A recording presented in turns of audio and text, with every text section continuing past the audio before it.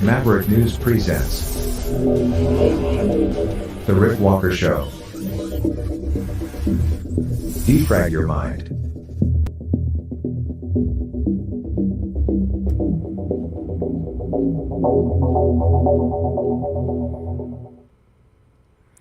Good evening, everyone. Welcome back to the Maverick News Channel. I'm Rick Walker. Great to have everybody here. Greetings, Maverick family and new viewers, wherever you may be tuning in from. All kinds of stuff to discuss tonight. First up, of course, will be this recognition of the one-year milestone for Evan Gershkovich, Wall Street Journal journalist who remains in custody, in prison, in Russia. We'll talk about that. We will also discuss these videos that have been circulating online of people who claim to be FBI agents going to people's doors in response to posts that people have allegedly made on social media. We'll show you what that's about. Also, bomb threats leveled against or targeting the Shen Performing Arts Company. We have information on that tonight as well. So lots to talk about this evening. Stay with me. I will be back on the other side of this.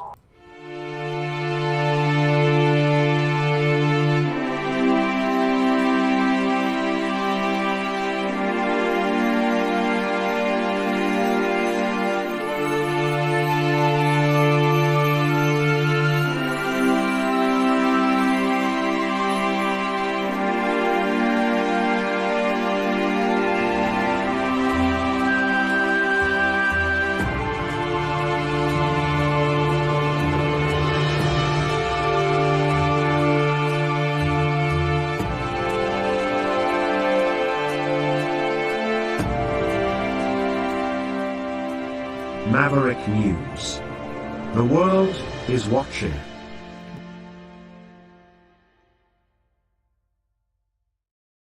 The information war is raging.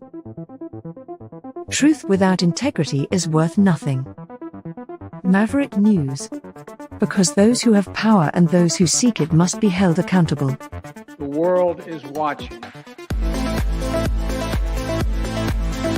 Join our family of truth seekers. Donate today and add your voice to the chorus of Maverick Knights. Donate at maverickdonations.com. Truth. Integrity. It's the Maverick way.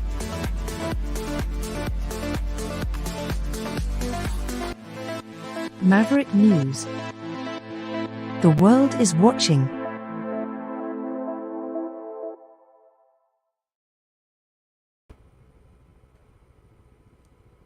You may recall from the Tucker Carlson interview with Vladimir Putin that in the course of that interview, Tucker Carlson made reference to, asked about Evan Gershkovich, a Wall Street Journal journalist who has been in captivity over there in prison. So who is Evan Gershkovich? Well, he has now been in prison in Russia for 1 year. He was born October 26th, 1991. He's known for his reporting on Russia, of course. He currently works as a reporter at the Wall Street Journal, except that he's in jail. His background includes growing up in Princeton, New Jersey. He was raised in a Russian-speaking household. He attended Princeton High School, where he excelled academically and captained the soccer team. Later, he pursued higher education, majoring in philosophy and English. In terms of his professional career, Gershkovich has worked for several prominent media outlets, including the New York Times, the Moscow Times, Agence France Presse, before joining the Wall Street Journal in January of 2022. He spent 6 years living and working in Russia prior to his arrest, covering many major stories over there, including the war in Ukraine. So he was arrested during a reporting trip that sent shockwaves through the journalistic community. He was accused of possessing information related to a Russian defense enterprise, which led to his detention by the FSB. Despite international pressure and calls for his release, Gershkovich remained in custody, facing charges of espionage. Here's the clip of Tucker Carlson bringing this matter up with Vladimir Putin in that now world-famous interview. I just got to ask you one last question, and that's about someone who's very famous in the United States, probably not here, Evan Gershkovich, who's the Wall Street Journal reporter. He's 32, and he's been in prison for almost a year. This is a huge story in the United States, and I just want to ask you directly, without getting into the details of it or your version of what happened, if as a sign of your decency, you would be willing to release him to us and we'll bring him back to the United States.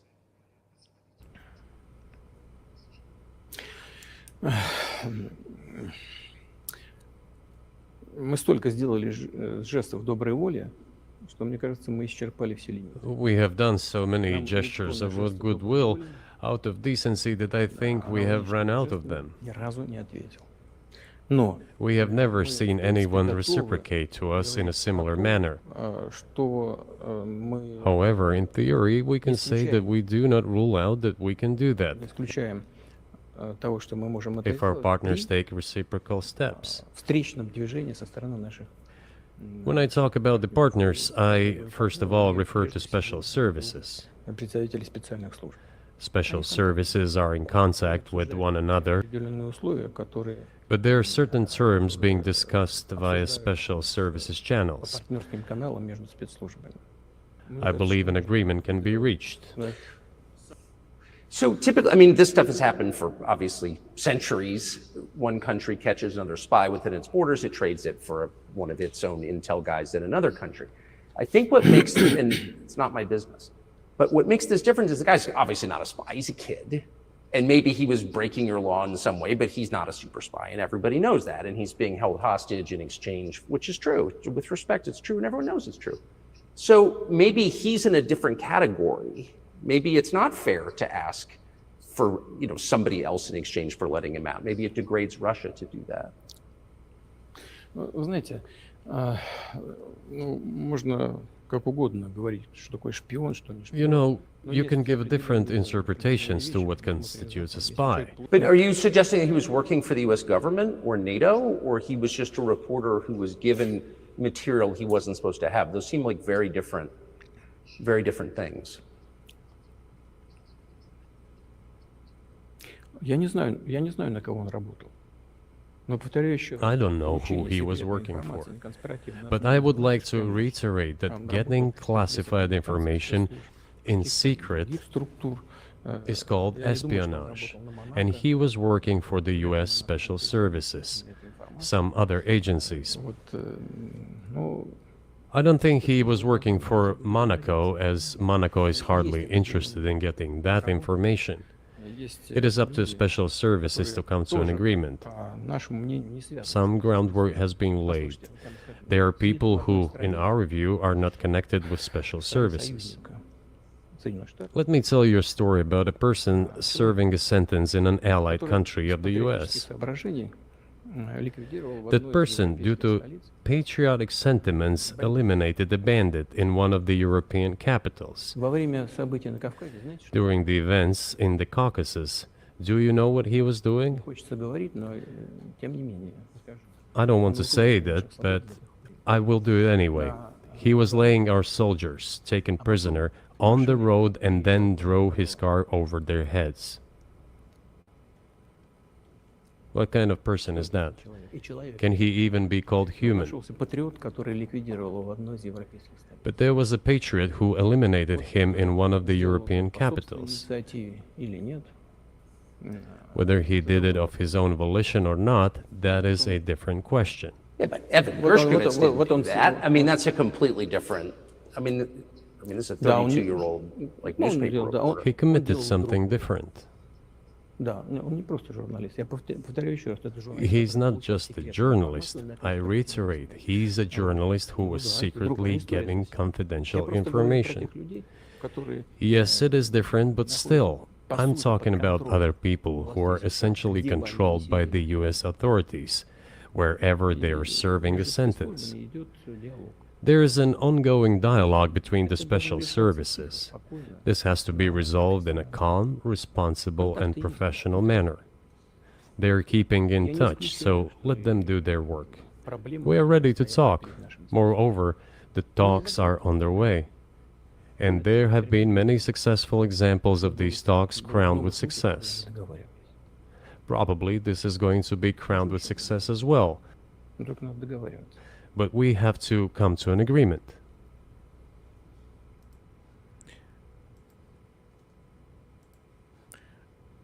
So, Tucker Carlson concluded by saying he hopes Vladimir Putin lets him out.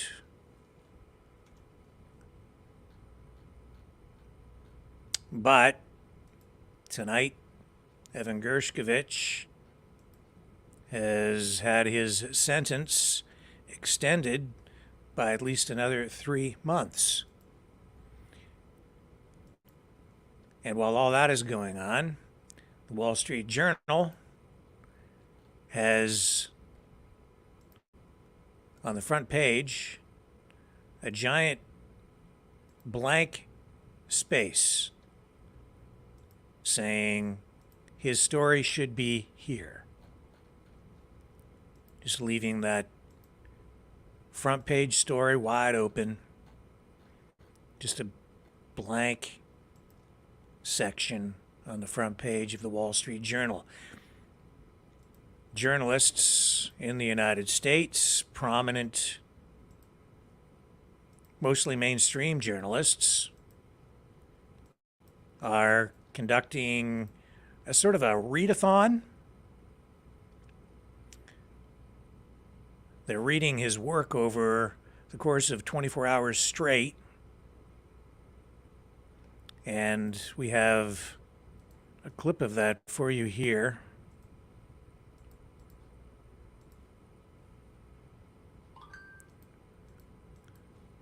It begins with Lester Holt of NBC. Here we go.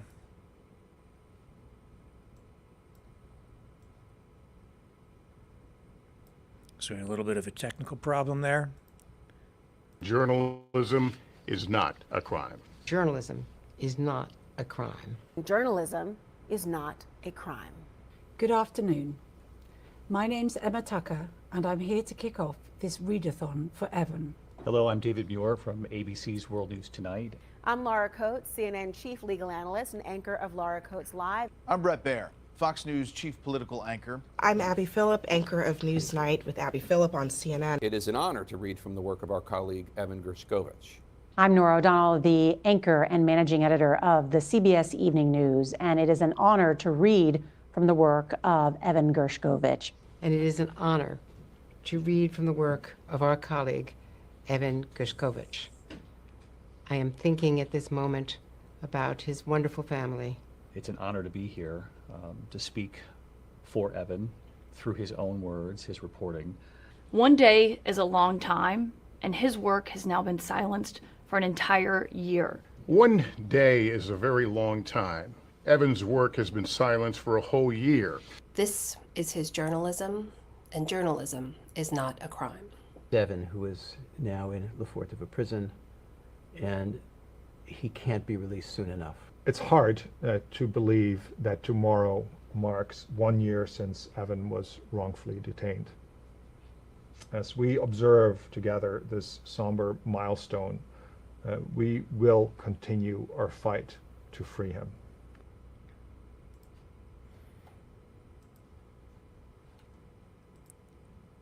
So regardless of where you are politically, around here, we stand for media freedom. That's what this operation is about.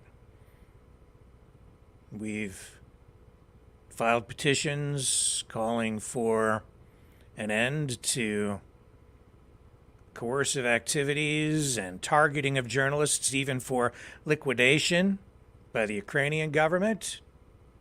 We've called out the governments here in Canada, in the United States, and in other countries for authoritarian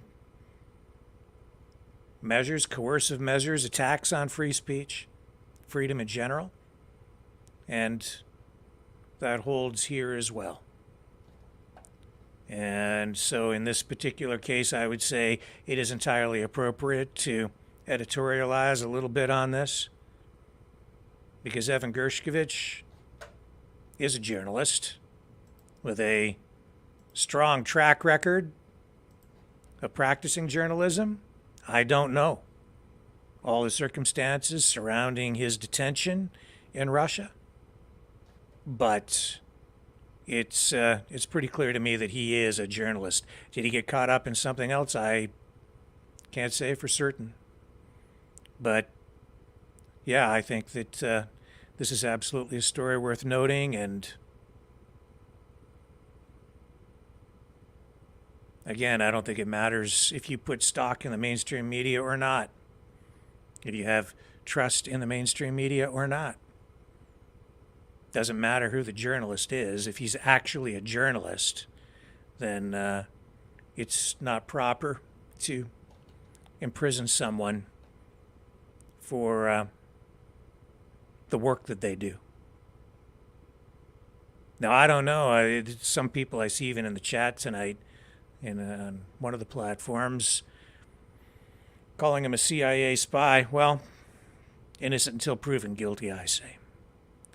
So let's see the evidence, and I'd like to see more of that too.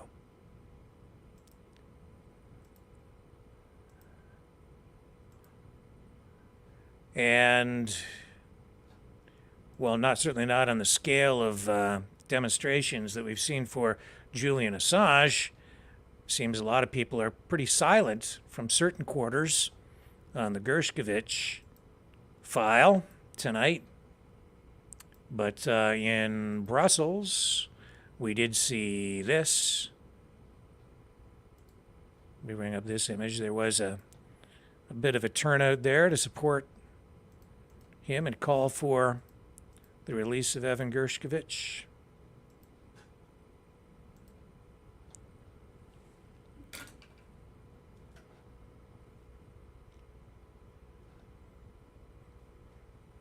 You know, the problem with journalism these days, not a problem with journalism, but the challenge that we have on the journalistic front is that I think that journalism has been infiltrated and abused by bad actors,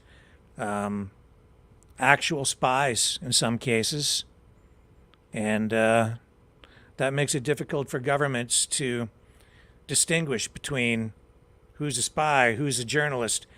I'm very much opposed to government using journalism or journalists or spies posing as journalists, because it puts every journalist, every real legitimate journalist in jeopardy, their safety. And it gives governments an excuse to go ahead and arrest actual journalists. I don't know exactly how you combat it, but it's something I'm very much opposed to. And you can see here, he's getting support in Australia. And here's Biden tonight, earlier today, being asked about this. Gershkovich, his family, did do an interview earlier in the day, that was released earlier today anyway. Here's Biden responding to a question about this story. Do you have a message for Evan Gershkovich and his family today, sir? Yes. Fire the hell up. Try everything we can so far. We're not playing. We're not going to give up. Do you have a message? So the word out there is that a prisoner swap of some kind could be in the works. Looks like they're talking about maybe releasing Gershkovich in exchange for a Russian who is being held on a charge of murder. But complicating things, I understand, is that the Russian who is in custody is in Germany. So not exactly sure where that's going to end up. Here's Jeremy, he's a good friend. This is a friend of Gershkovich's, interviewed on CNN today. Jeremy, he's a good friend. He's also an old roommate of yours. I mean, just the fact that he's been detained in Russia for a whole year beggars belief. I know that the last time you had contact with him, you last received a letter from Evan about 2 months ago. I mean, can you share with us a little bit more about what he said in that letter? I know it's obviously personal, but whatever you can share, and of course, how he's doing. Yeah, first off, thanks for the opportunity to share Evan's story. Every time we can get his name out there, it helps, so we really appreciate the opportunity. I want to keep the specific details of the letters private for his request, but I can tell you in broad strokes what we discuss. As a group of friends in New York, we try and keep him sane. He's confined to a cell for 23 hours a day, and we try and inject some levity into his life in any way we can. So, we talk about sports. I talk about my upcoming wedding that I'm planning, which I'm still hopeful that he'll be in attendance. We talk about a little bit of everything. I'm a journalist as well, and we gossip about the media, and we just try and do what we can to keep him connected to all of us here at home. There are a few things more depressing than being detained in a Russian prison with no idea when you're going to be able to get out. Just in terms of some of the images, the videos that we see, we're actually showing one of them now. You often see him in the courtroom in this sort of glass cage. Yeah. Sometimes you do see him smile, which always really surprises me. Clearly, he is there he is, smiling there. I mean, he clearly is an extremely resilient person. Can you just sort of sum up to us what he's like, his personality? Yeah, look, I always say this, and I don't say it lightly, like Evan is one of my favorite friends. He's a true extrovert's extrovert. He's gregarious, he's funny, he's absolutely goofy in his personal life, but in his professional life, he's a very serious reporter and he's very dedicated to his mission. And he's able to, have his foot in both worlds in a way that's unlike anyone else I've ever seen. Looking at him in the glass box, we sort of call it a fishbowl when he does his appearances in the courtroom. It's quite dehumanizing, but if anyone's able to smile and reassure those of us here at home that he is okay, it's Evan. He's maintaining his sanity in very rough conditions. Like I said, confined to his cell for 23 hours a day through sheer force of will. He's reading, he's exercising, he's meditating, and he's keeping himself there and he's keeping himself sane for all of us here.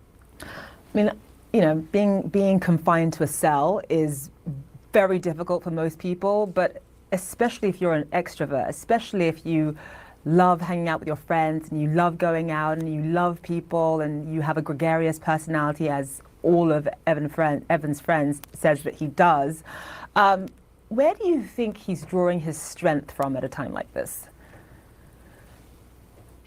I think he's drawing his strength from his parents and his sister. They correspond almost once a week, once every 2 weeks. And they're some of the strongest people I've ever met. I mean, we as friends can certainly advocate for Evan, but they are the ones who are talking to him, who are keeping him doing their best to keep him safe and keep him informed from the world here at home. And so I think he's really drawing a strength from his family and also the knowledge that, his cause is one for journalism more generally, that, not that he wants to be in a prison cell, but that people are taking up the mantle for press freedom for him. And I think that is a source of strength for him. he's also reading, he's learning, he's watching Russian television, and he's still practicing the Russian language. Like, these are things that he went over to Russia as a reporter to do, and I think those are the things that keep his spirits up while he's in there. I was reading an article that Evan would sometimes, joke with his friends about the possibility of him being detained one day. I mean, it was just a joke, as I understand it.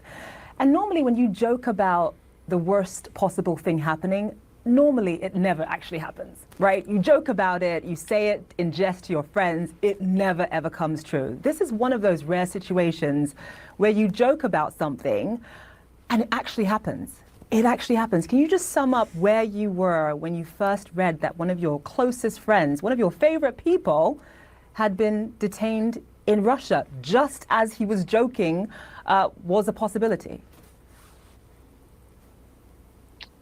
Yeah. So it makes me a little emotional talking about it. Look, Evan was not naive to the risks of his reporting in Russia. He informed us of those risks. All that being said, I don't think he ever thought it would rise to this level, and we certainly never thought it did.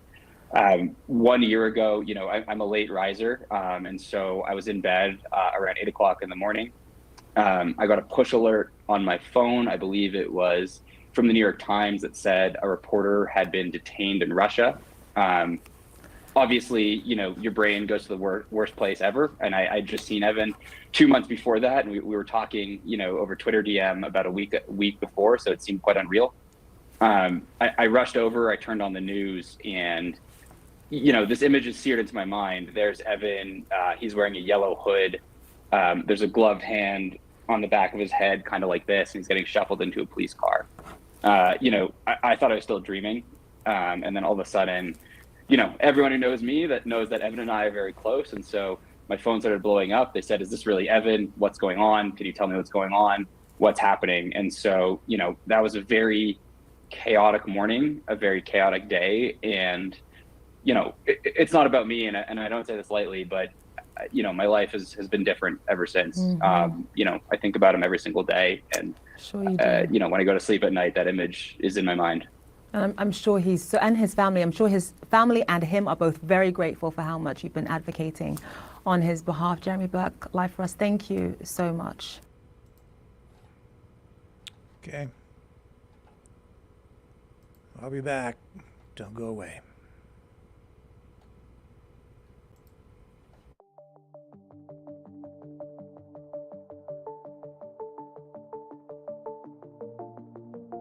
Greetings, brave Mavericks. Our quest for truth continues. We go beyond fake news. Together we expose propaganda. Together we pull others out of rabbit holes. We are maverick thinkers.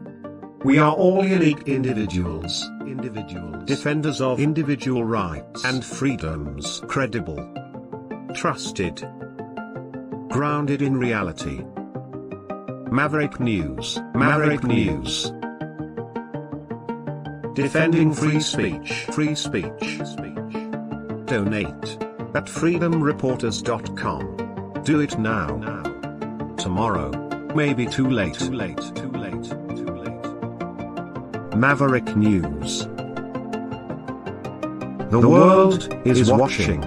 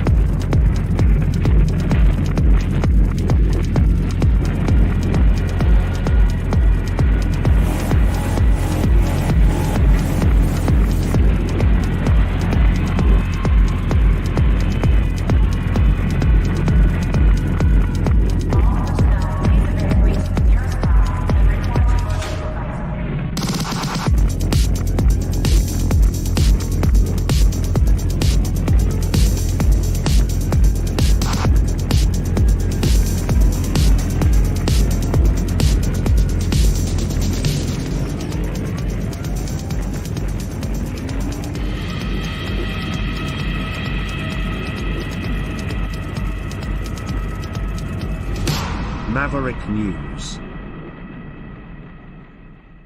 The world is watching.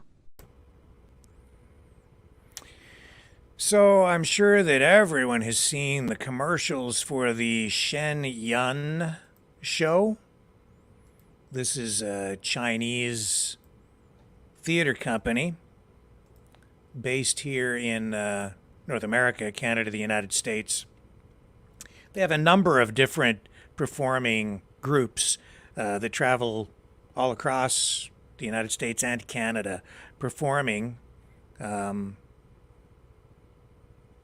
this show that, as I understand it, I've not been to the show, but it's supposed to be a representation of Chinese culture before communism asserted itself in the country. It's very colorful, a lot of acrobatics and dancing, quite spectacular as I understand it. I've heard some people say it's a spectacular show. Well, we have received word that the theater company has now been targeted on at least, well, there are 3 different bomb threats targeting the theater company in Santa Barbara 2 times and once now in Vancouver over the course of the past 2 weeks. So this came to my attention during the day today. Obviously, an issue of real concern. It's apparently these bomb threats, which have been reported to police, and there's a police record of this stuff, and the bomb threats in some cases have come in by email.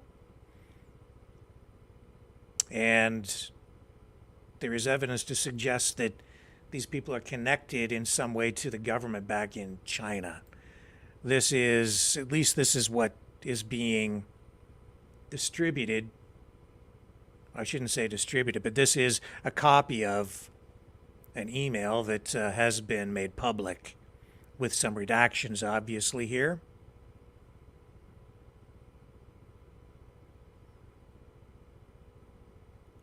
And this has also been reported on NTD News. I can share a little bit of that broadcast from today with you as well. They seem to be, I think they're associated with the Epoch Times. Maybe not, but certainly they are connected to the Chinese communities in Canada and the U.S., and the Falun Gong movement. They're familiar with them. In any event, here's what they were saying about it earlier today as well. Culture with audiences worldwide that the CCP has been trying to systematically destroy since taking power. It also uses artistic expression to expose the persecution taking place in China against people of faith. Since its formation, Shen Yun has encountered various forms of CCP interference, harassment, and vandalism over the years. But the communist regime appears to have added a new tactic to disrupt the performances. The Performing Arts Group says it received 3 bomb threats in just over a week. NTD's Jeremy Sandberg has more on the story. The first bomb threat against Shen Yun Performing Arts this month targeted the company's headquarters in New York. An email account with a Chinese name said they'd placed a remote control bomb and threatened to detonate it. A Shen Yun representative told the Epoch Times that the FBI is investigating the incident. Then email sent to 2 theaters threatened to blow up bombs if the theaters didn't cancel upcoming Shen Yun performances. Last week, an account name with Chinese characters sent an email titled "The Theater Has Been Bombed" to a California venue where Shen Yun was preparing for weekend shows. The email said, "We randomly placed a lot of bombs in the theater. Theater staff evacuated and called the police. Bomb technicians with detection canines found nothing in their search." A police spokesperson told the Epoch Times precautions were taken on the weekend with no evidence of any type of explosive device. They stated the case and information was forwarded to the FBI for further investigation. A third bomb threat was sent to a theater in Vancouver, British Columbia over the weekend, but performances weren't interrupted. A Vancouver PD spokesperson confirmed that a theater bomb threat came in Saturday, with an investigation revealing it was false. The bomb threats turned out to be empty, but it's not the only disruptive efforts the performing arts company has faced. So, in addition to that, they have reported also incidents to police involving vandalism to their tour buses, and specifically tires being slashed. This is one of the examples where the tires have been sliced with some sort of knife, but not all the way through. The danger there is that the tires, weakened on the sidewalls, could potentially have burst on the highway while going down the highway. So they're taking extra precautions now to inspect the vehicles, the buses, before heading out on the road. So I did reach out. I did speak with a spokesperson from the Fallon Data Info Center about this today, and we will be getting more information from them later tonight and possibly tomorrow, I expect, on the impact this is having on the theater company and the Chinese community here in Canada and the United States. In addition to that, I hope I still have the clip here queued up for you. We have a clip from, this is Sergeant Betsy Smith, who is a spokesperson for the National Police Association, and she was asked about this series of bomb threats coming in by email targeting the Shen Performing Arts Company. Here she is. This is absolutely religious persecution, and it should be considered as a hate crime. So we are hopeful that the federal authorities, the Department of Justice, the FBI, as well as the local officials investigating this, treat it as such. The founding of this nation, one of the biggest parts of it is freedom of religion, and that is a part of this performance. But again, ultimately, this is an artistic performance, and it needs to be protected as such. And these threats are incredibly hateful and seem to be threatening them based on their political and religious beliefs. So is it a hate crime? Absolutely. So, as I say, we'll hopefully get further comment on this over the next day or so. Here is,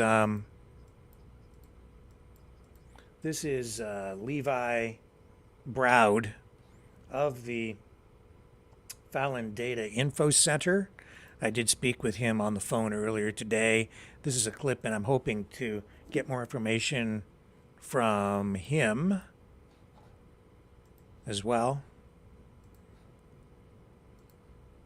It's particularly troubling in the context, because we have to understand, we just put out a report a couple months ago, again, for a dozen years, there's been a global campaign for the CCP to silence Shenyang Performing Arts, to get their shows canceled, to target them in a myriad number of ways. The diplomatic corps are involved. We have over 130 cases of this. And so this was sort of the latest in a long string of events targeting Shenyang in an illicit and probably illegal manner right here in the United States. So those clips coming from Epoch Times, Epoch TV, and I am trying to arrange an interview with Mr. Browd. So stay tuned for that in the days ahead, because this has been I guess an ongoing issue for the theater company, not just for months, but I think even for years. So that's because of the not just the cultural aspects and the cultural elements of their show, but of course connected to the culture is the politics.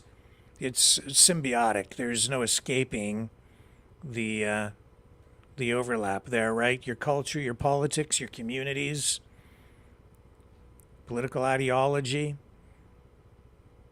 and the the Falun Gong. It's sort of a newer religion. I don't fully understand it, and that's one of the reasons I'd like to learn more and to give them a voice here too, because we are all about free speech. So we'll look forward to that. Let's take another quick break. I'll queue up some of the other stories from today because we still have a lot of ground to cover. Stay with me.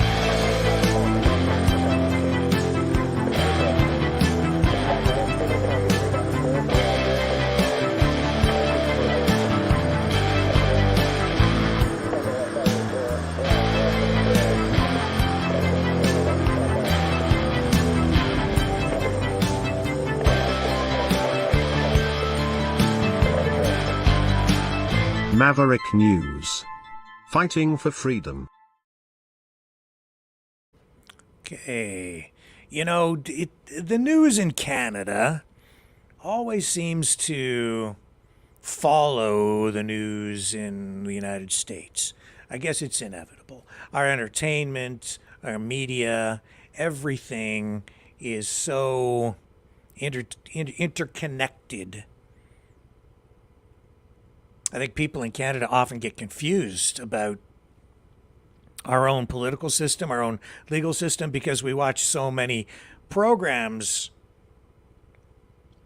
you know, created in the United States. Our primetime TV is American primetime TV. So I think people here have it in their heads that our system maybe works more like the U.S. system than it does. Anyway, that's kind of a sidebar. Where I'm going with this is all this talk about TikTok, the social media platform, possibly being banned in the United States.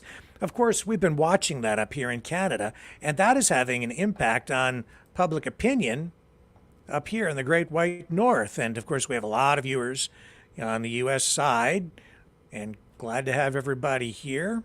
But a new poll suggests 51% of Canadians now support banning TikTok. This after that U.S. bill, which aims to do just that, passed in the House of Representatives. So Canada has ordered its own national security review of TikTok. The Liberal government has confirmed that following the passage of that U.S. bill earlier this month. Now, just under a third of people polled, that's 28%, said they would oppose a TikTok ban in Canada. Leger Marketing, which conducted this poll, surveying a total of just over 1,600 Canadians, just a few days ago, actually, say that was a fairly accurate representation of public opinion within a margin of maybe just a percentage point or two. Younger Canadians, which makes up the demographic most likely to use TikTok, are less supportive of a ban, than older people, older adults.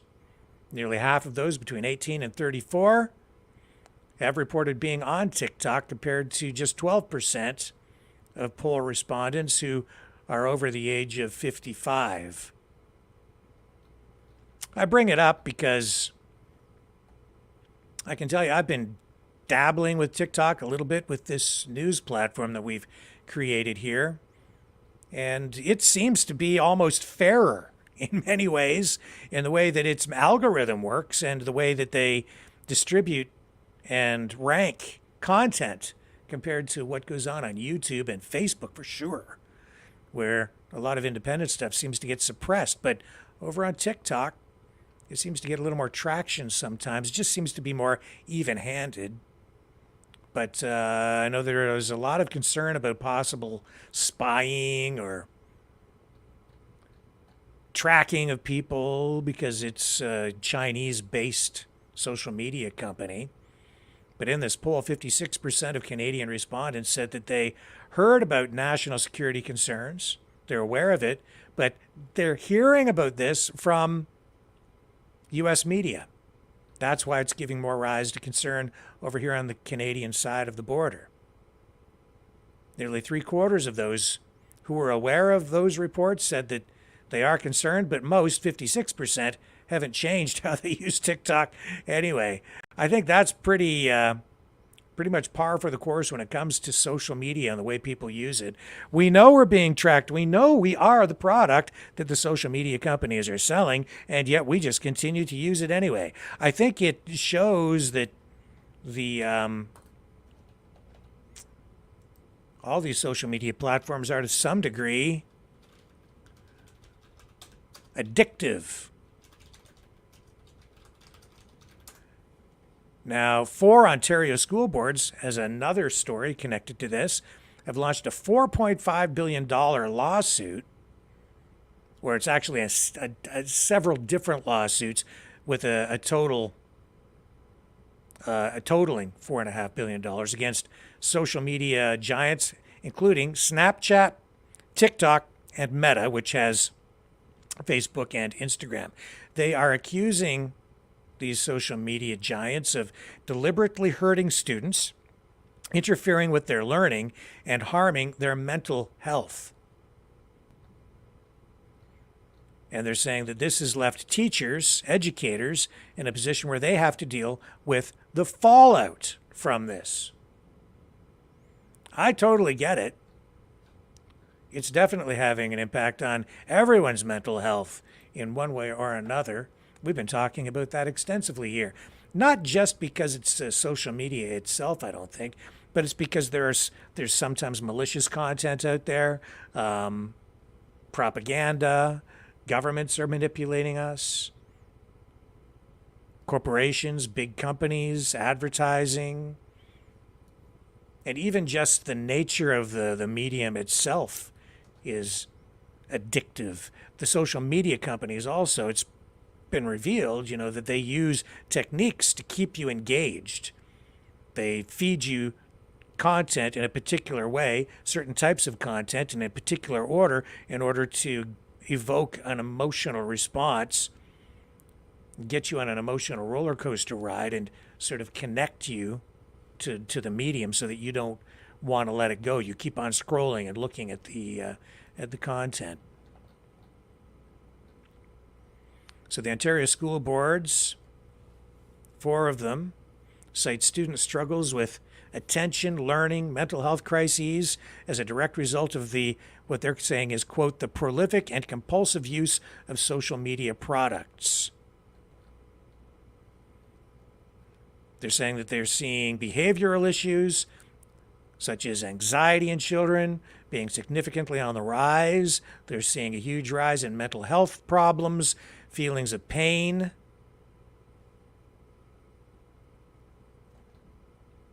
Social self-esteem issues cited by some, depression, and they are also, these school boards, saying that the medium itself, the social medium, all of these platforms have resulted in compulsive use among students. Of course, they have to prove all of this in court, and I guess also attach, in some legitimate way, liability to the social media companies.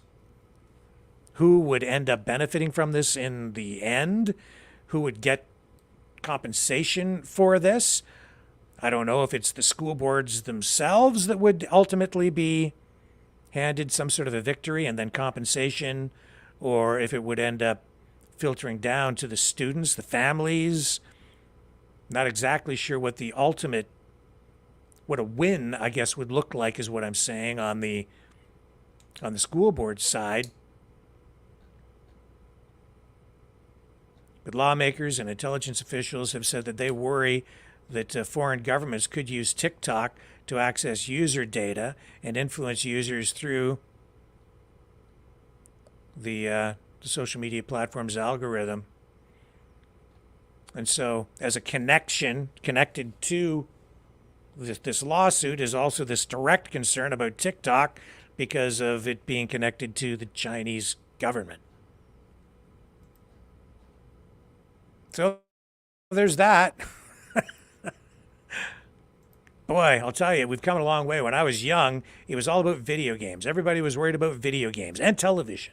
Television was addictive, and you shouldn't leave your kids alone watching television. And there were a lot of concerns about that. And then video games came along. I remember when I was in journalism school, I did a whole series for the college radio station about video game arcades. At the time, there was all this concern out there about video game arcades being places where young people would come and get into all kinds of trouble, and then the addictive nature of the games. And that was when there were arcades, and municipalities were passing bylaws to ban them or push them into areas where they were away from schools. I would imagine a lot of those bylaws are probably still on the books in municipalities, and yet I don't know how aggressively those bylaws are enforced these days. Not that there are that many video arcades out there anymore anyway, because everybody's playing at home, online, which is just another extension of the whole social media environment, the internet. And you need to be careful what you post online, because that could potentially bring police to your door. We've shown you here what can happen with regard to that. We showed you a few months ago a clip from a Zoom meeting where a woman was threatening Prime Minister Justin Trudeau, and that resulted in her being charged. She's facing some pretty serious charges in court now. And today, there's some videos going viral of, well, the claim is that these are FBI agents showing up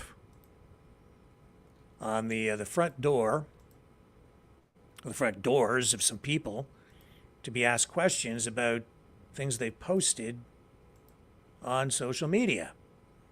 So let me just show you first of all. Sorry, I've lost my tab here. Here we go. I've got my thread ready to go. So the first one that went viral, this was, I guess, the post. Now, supposed to be down in Oklahoma someplace. Stillwater, apparently. So these agents, I don't know if they're agents or not.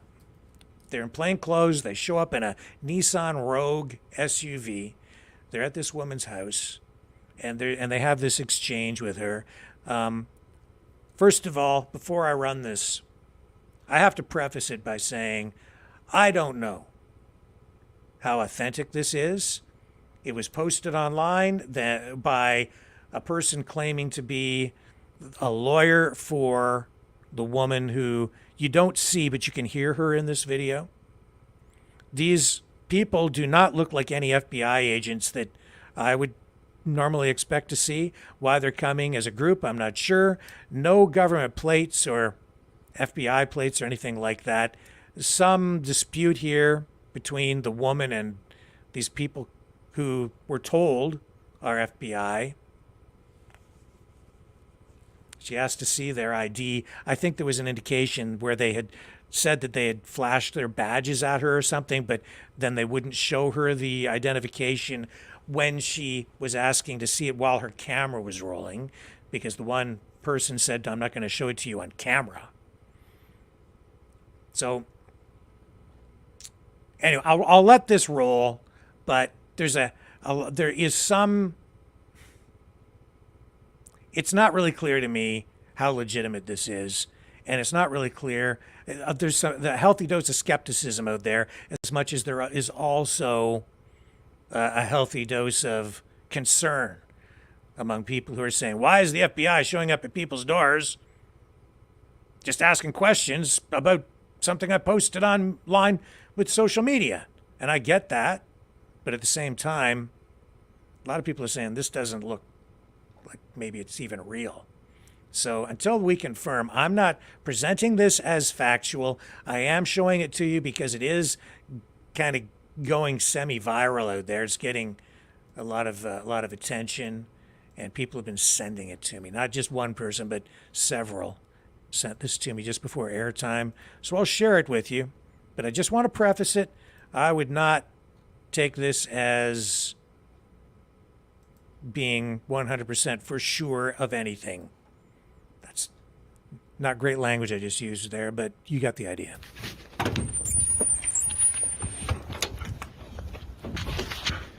Can we just move in front of the house so the dogs don't go crazy? Sure we can, yeah. I need you to identify yourself and let me take imagery of your IDs. I'm not going to share my credentials on the phone. So you said you were with the FBI? That's correct. And why won't you show me your credentials? We did. I showed you my I didn't take a look at them. I said, 1 second, I'll be right back. He said he Are you showed going to it. show me your credentials or no? Yeah, we did already. So, and we identified ourselves. So what we'd like to do I is didn't just look have at a your credentials. Again, I didn't verify them. I told you to wait, and I went inside. Okay, that's correct. What we'd like to do is just have a conversation with you about some social media posts that you've made. Would you be willing to talk to us today about that? No, I would not. I would like you to later talk on with my lawyer. Okay. Do you have identification Do you have a card or something cards? for your attorney that we could reach out No, to? no. I'll get back to you. Okay, all right. Do you mind just having your attorney contact the FBI office in Oklahoma City? What's the number? What are the names of the agents? I'll Google it for you. So you're refusing to identify yourselves. No, we've already identified ourselves. Again, I did not take a look. Okay, so the phone number for the FBI in Oklahoma City is 405-290-7770. Okay. If you can just call and give me your name, then we'll be able to get you in contact with us and I'll be happy to speak. And tell him that Facebook flagged me for posts. Facebook gave us a couple screenshots of your accounts. Okay. So we no longer live in a free country and we can't say what we want? No, we totally do. That's why we're not here to arrest you or anything like that. We just Well, want you to can't discuss arrest this. me for freedom of speech. We live in America. Correct. Exactly. So it's kind of weird that you want to come talk to me about me exercising my freedom of speech. We do this every day, all day long, talk to people. Okay. Really, it's just an effort to keep everybody safe, make sure that nobody has any ill will or bad intent or anything like that. And we've got no reason to believe necessarily that that's you, and that's why we just wanted to have a conversation. So do you have a conversation with everybody on the neighborhood? Do you have information with anybody else in the neighborhood? I mean, all I've done is exercise my right as an American citizen on a public social media platform with my personal opinions. Correct? Okay. Most of the individuals, right, in America, especially older generation, right, have Facebook. Are you questioning all the citizens in America? We certainly would if we had any sort of concerns. Okay, so you have concerns about my personal opinions? If you don't want to talk to us, then you can... I'm definitely not going to have a talk with you. Well, thank you for your time this morning, and feel free to reach out to us. Okay, they're so-called FBI.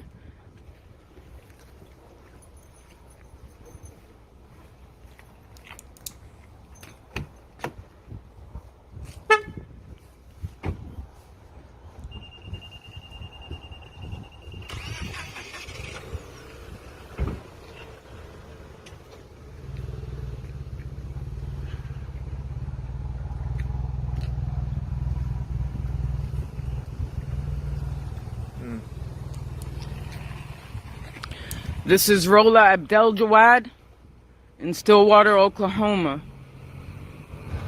This is America.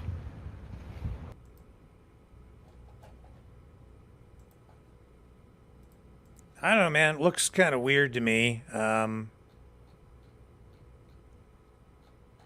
don't look like cops to me, but maybe they work for the FBI. I don't know. We need more information to really understand. I did go to that woman's Facebook page. She is very pro-Palestine.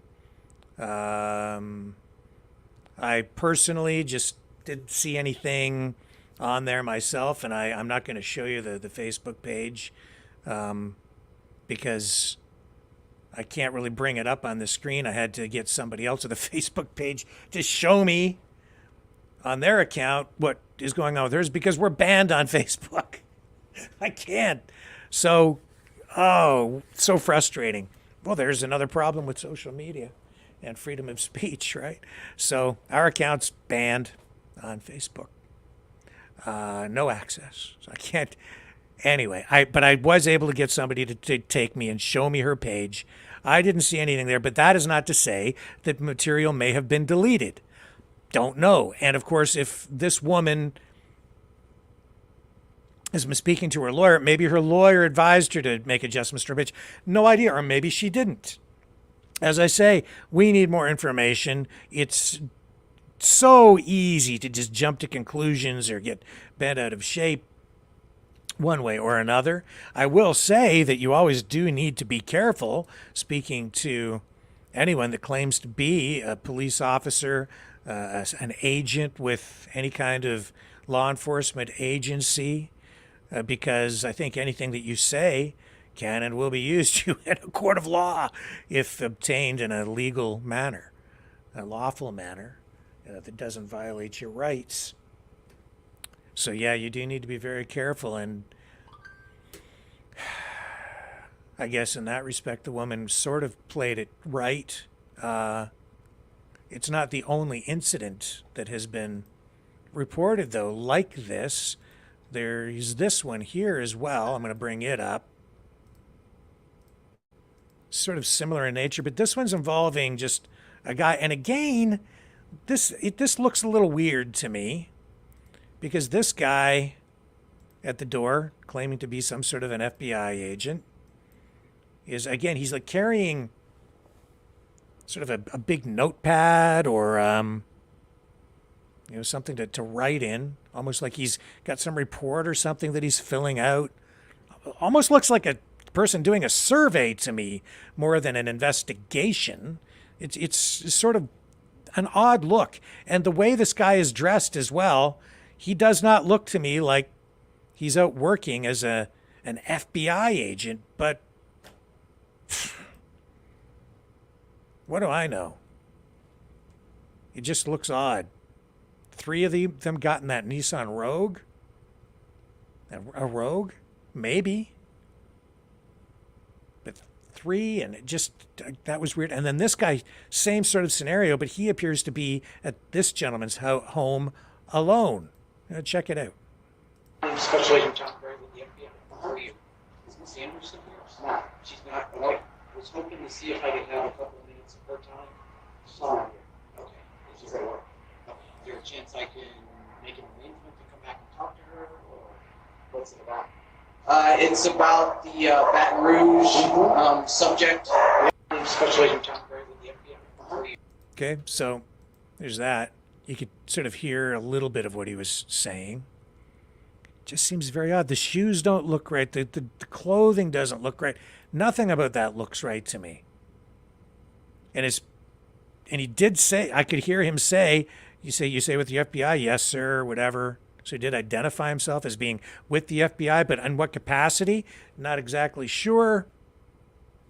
Something doesn't look right about it to me, though. And there is, as I go through the social media posts, I see a lot of people saying, I don't believe that is the FBI, so there's a lot of skepticism. But maybe they are. I have not been able to get more information than that tonight for you.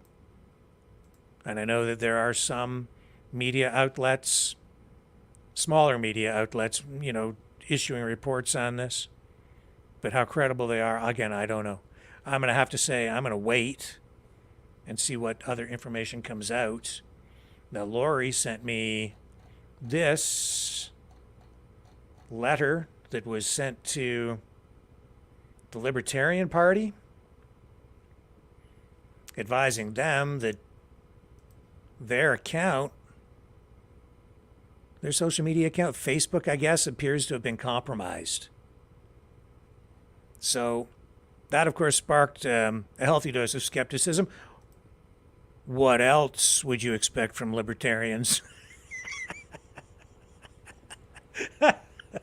Of course, they're going to say they don't trust the FBI or the government in general, because they're pretty much, leave me alone, right? Stop bothering me, government.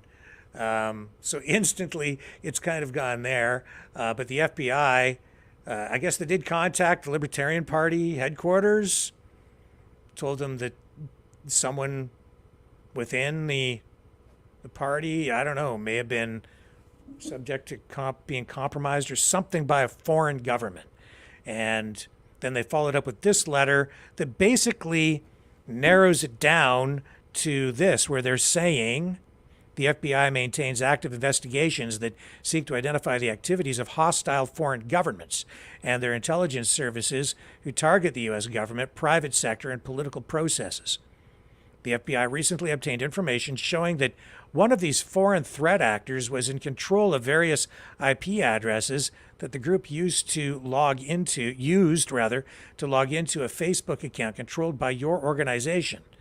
The group accessed the account sometime between August 2023 and February 2024. That's a 6-month period. The account in question was Facebook account number, and then it gives it here. Facebook account display name, Libertarian Party. The FBI recommends changing the account's password and enabling multi-factor authentication.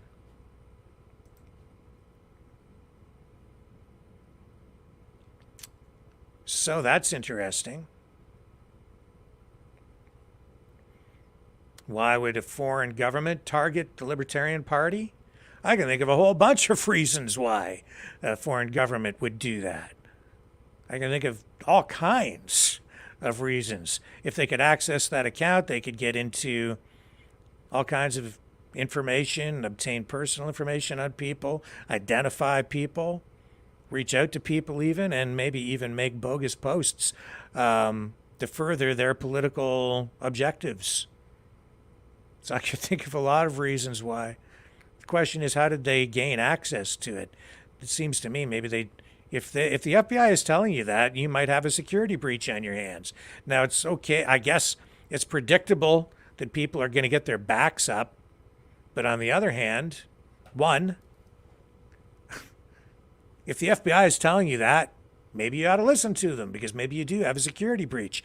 Two, if the FBI is showing up on your front door, maybe they do have reason to be there. They seem to be polite. At the same time, you do need to protect yourself.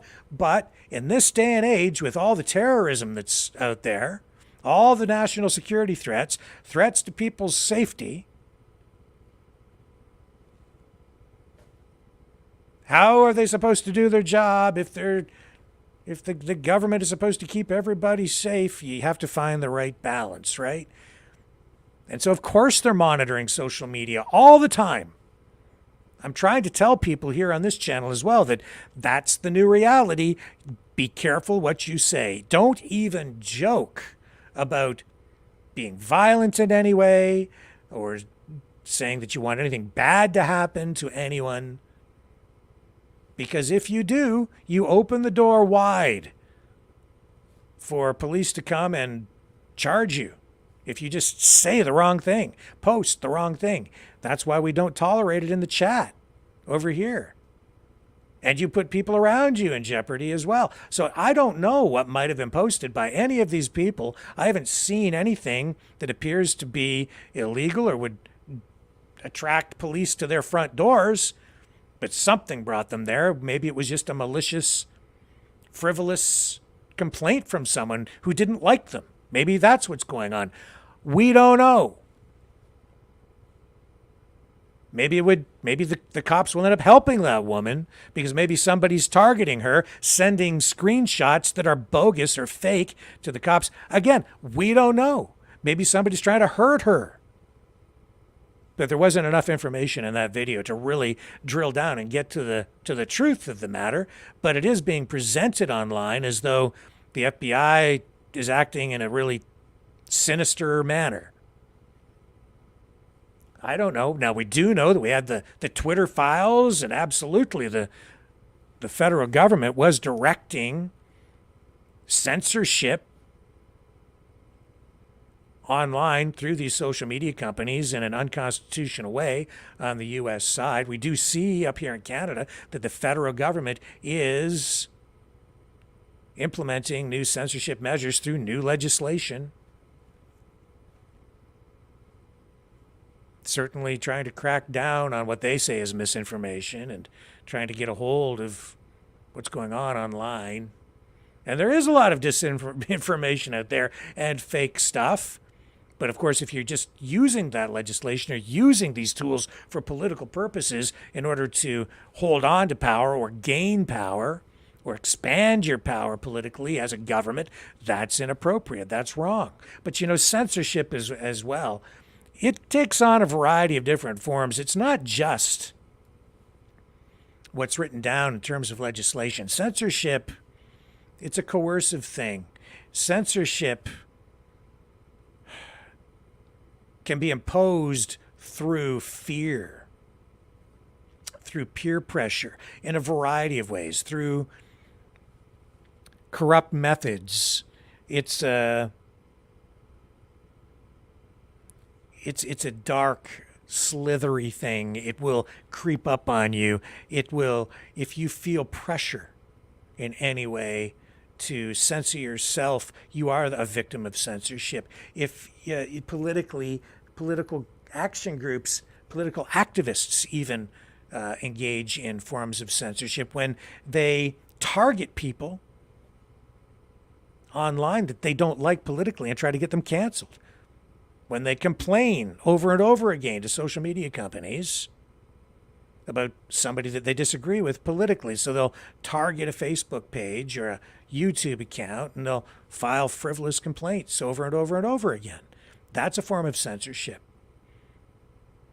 Censorship comes in a wide variety. It's exercised in a wide variety of methods. It's not just, oh, there's this new censorship law. It's much deeper and darker than that. But the laws certainly help. And when you weaponize police, that is not cool. But again, I don't know what's going on there. But I'll tell you this, it's a tough gig being a cop these days. It's a tough gig trying to keep a country safe, especially here in a free society, because you're trying to find that balance all the time. You're damned if you do, and you're damned if you don't. Damned if you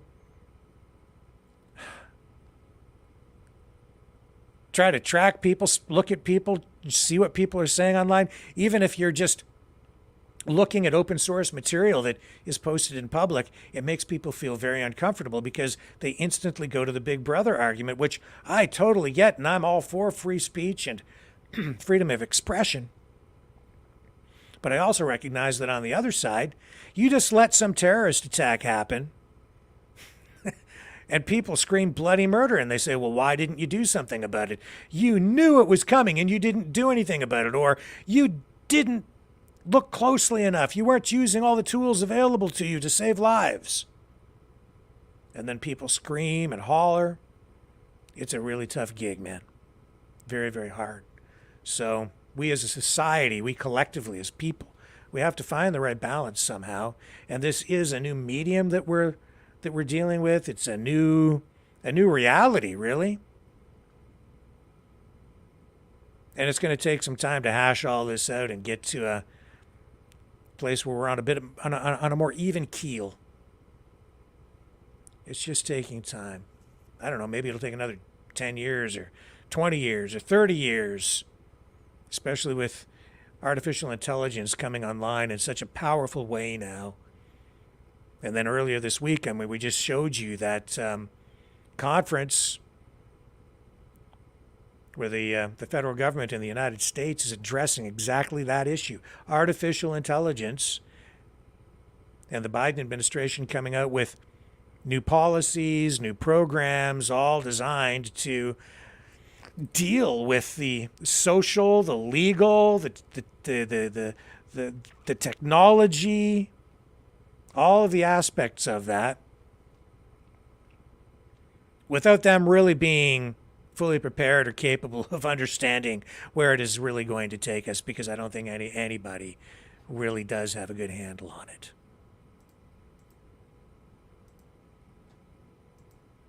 Scary stuff.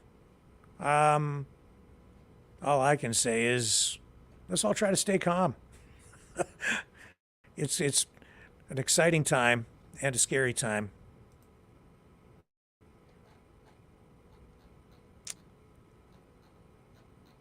Very scary. I'm optimistic, though, because at the end of the day, The issues are very much the same as they've always been. It's just that we're dealing with new technology. Once we wrap our heads around that, we should be okay. And it isn't just our government, it's governments all over the world that are dealing with this and abusing it, frankly. And individuals and companies, corporations, all kinds of players making use of it. And that's why here you see the FBI resumes outreach to social media companies over foreign propaganda. This was actually an article from, was it 2022? On MSN. Targeting foreign propaganda coming in and having, you know, an impact on public discourse, public attitudes, public opinion here in Canada, in the United States. This specifically dealing with the U.S. side, and this article is dealing with, or making reference to, programs set up under the Trump administration to address those issues of foreign influence on social media in the United States. And then those programs were suspended when Biden came into office.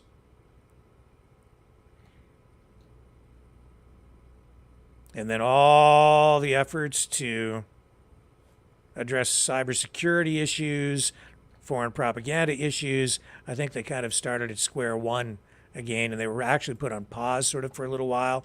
And we saw, as those Twitter files were released, that the Biden administration really was directing social media companies when it came to issues of censorship, which was and is actually kind of illegal.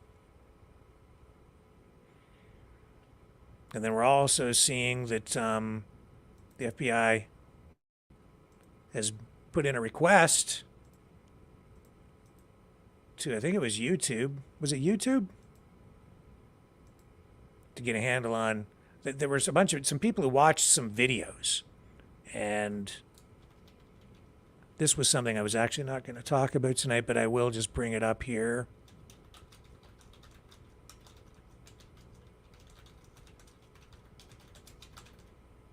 But I want to make sure I get you the right information. So federal authorities in the U.S.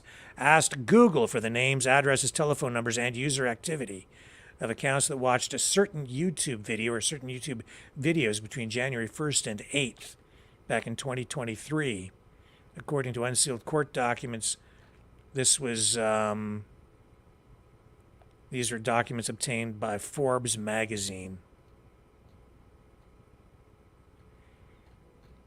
What the video content was, we don't know. What these videos were about, we don't know. But of course, it has automatically sparked a flood of concerns about civil liberties, privacy, government overreach. Totally understandable. We need more information on that for sure to find out what the heck is really going on out there. Now, again, there's this balancing act, right? Who knows what the content was? Was there some legitimate reason why these investigators needed to see that information? Was there some national security threat or overriding serious threat to public safety? Was it something related to terrorism, perhaps? We don't know. I don't know. So, again, I reserve judgment until I get more information. Is it illegal for the FBI to knock on your door and ask you questions? No. They didn't in that video. I don't think they broke any rules or any laws. It might make people feel very uncomfortable, understandably. But from what I saw, nobody did anything wrong there. The woman in the video didn't do anything wrong because she was kind of pushing back and asking questions and refusing even to answer questions, which is her constitutional right. At the same time, those people who, in whatever capacity they were there under, I don't think they did anything wrong either. They were being respectful, and they were just looking for information, asking if they could speak with her, and maybe it will go further through the woman's lawyer at a later time. But I also understand why some people are downright worried about it. Me too. I don't like Big Brother watching, and Big Brother's watching. Speaking of Big Brother, how about Justin Trudeau? He's getting a pay raise coming up. April 1st, the same day that he's going to tax us more for carbon fuel. He's getting a pay raise. Do you know how much he's going to make now?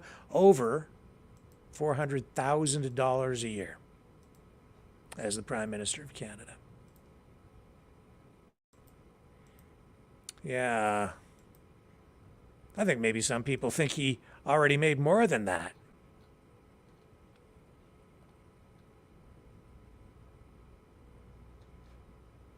But he's going to make over $400,000 a year.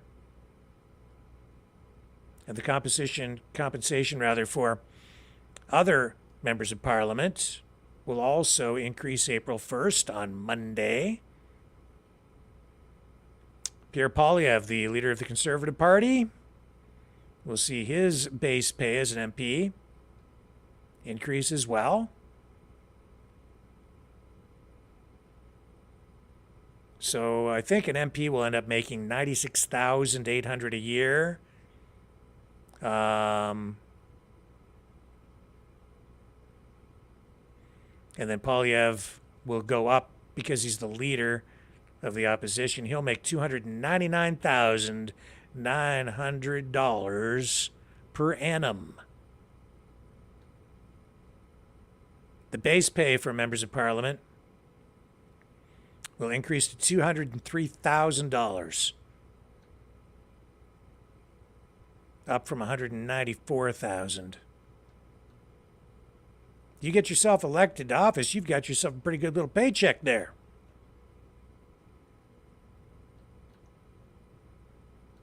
Not bad, eh? Nice work if you can get it.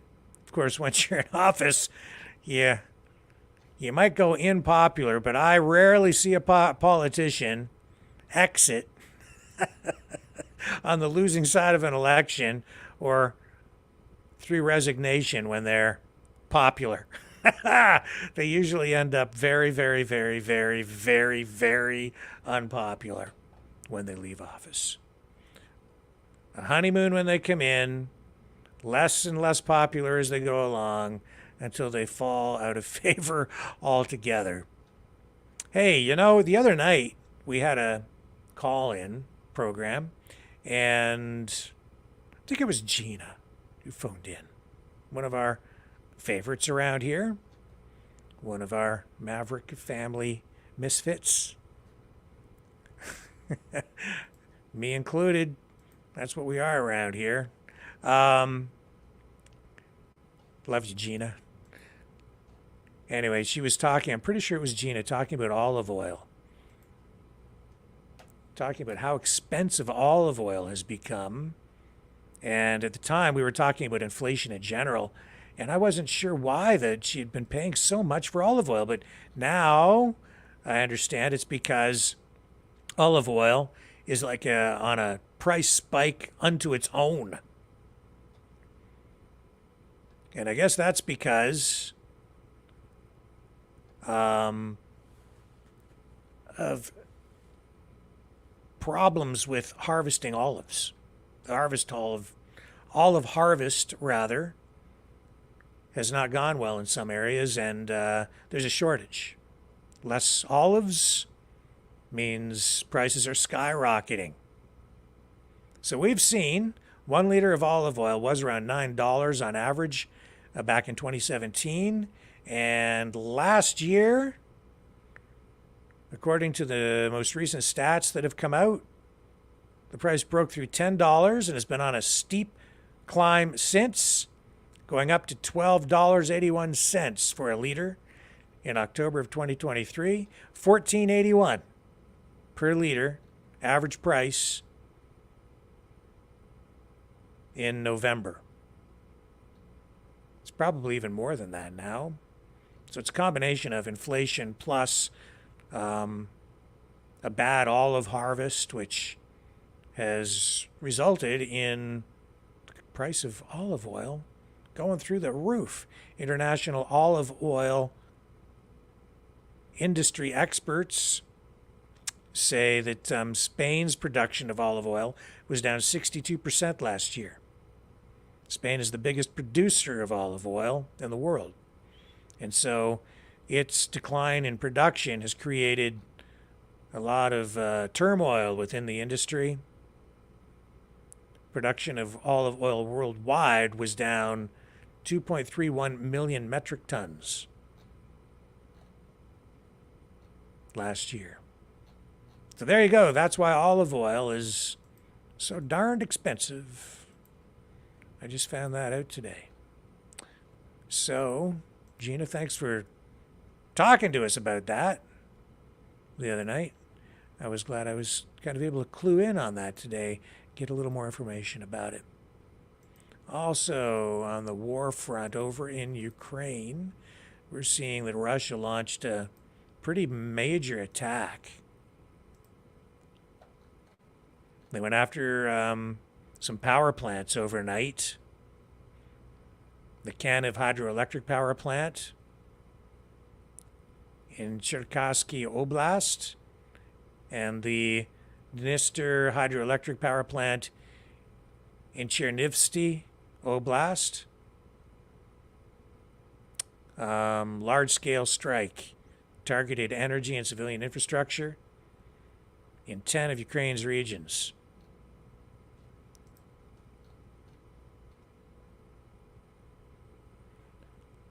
And Ukraine was responding. They shot down a bunch of drones, apparently. These Shahed drones produced and supplied apparently through Iran, which we've talked about before, although I understand they have been setting up some sort of an assembly or manufacturing facility using the exact same technology and components in Russia. So, following that, there was also a jet that crashed the other day. A Russian jet went straight into the water. I don't really have all the details on it, but that was also, I mean, I don't know how significant that is. It's just not that it's a small thing to have a jet crash and, you know, have the pilot ejected safely, apparently, but so much other stuff going on over there day in, day out, the destruction. I'm sure that there was a much wider spread destruction than just that. No question about it. So let me take another break here. I'll just check the wires and see if there are any updates on any of these stories we've been following. We'll be right back.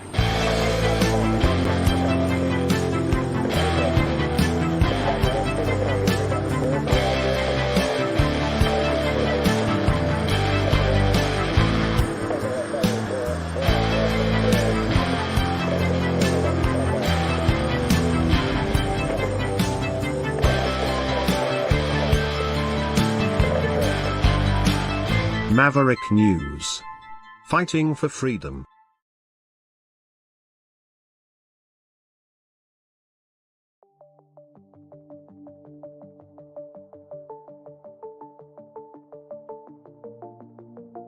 Greetings, brave Mavericks. Our quest for truth continues. We go beyond fake news. Together we expose propaganda.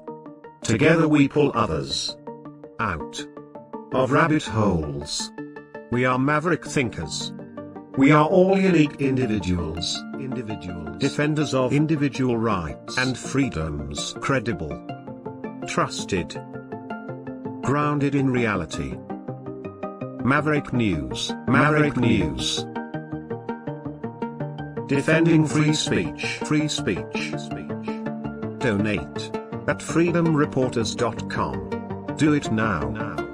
Tomorrow may be too late. Maverick News. The world is watching.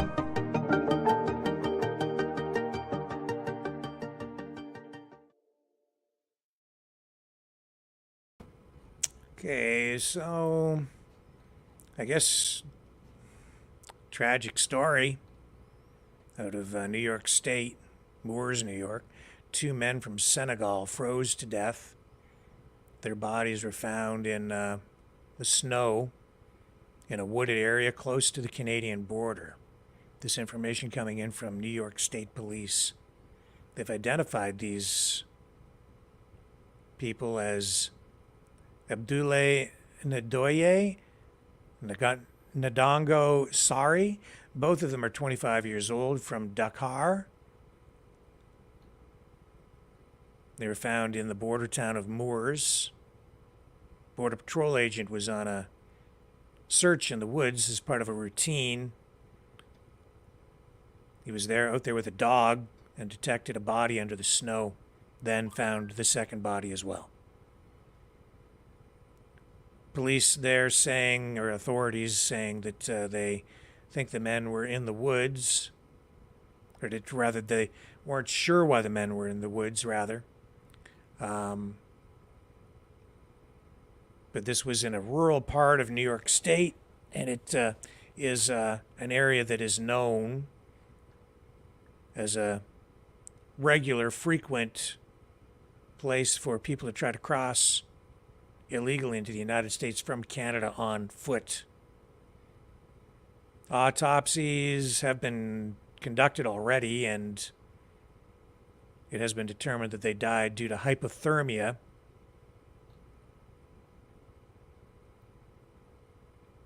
The investigation there is still ongoing. I guess the number of illegal crossings at that northern border is small compared to what's going on the southern border with Mexico, much smaller. But of course here in Canada, it's broad, expansive. There are many places which are difficult to monitor and protect, and that leaves it open to abuse. And indeed, it looks like that may have been what was going on there. So, that gets us to the bottom of the hour. Well, folks, I'm going to wrap up early tonight. It is Good Friday, where we are on this Easter weekend. Tomorrow, I have a bunch of family stuff to deal with. I'm going to try to be on here, but there may not be a program tomorrow night because I am going to be traveling during the day Saturday, because it's not just Easter weekend for me. I also have some family birthdays to attend to. So it'll be it's going to be an active and happy weekend for myself, and I hope it is for you guys as well. I will try to be here tomorrow night at 6 p.m. Eastern Standard Time, as long as I'm able to get my traveling done in time and the logistics work out. I'll be here. If not, I'll certainly try to be here on Easter Sunday to bring you the latest news stories here on the Maverick News Channel, where we have the antivirus programs for your mind. Catch y'all on the flip side.